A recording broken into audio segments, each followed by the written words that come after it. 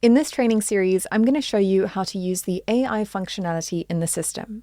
So not only will I show you how to use our AI support system, but I'm also going to show you how to create your own AI support agents and how to use AI to further help you in your help desk with blog comment moderation and in creating custom text throughout the system. So before we get started, I'm going to quickly show you how to access our AI support agent so that you can quickly chat with our AI and get the help that you need right away.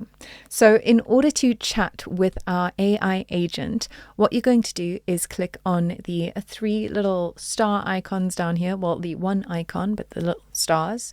And here you'll be able to chat to our AI agent. And you can ask our AI agent anything, like how to build a funnel, for example.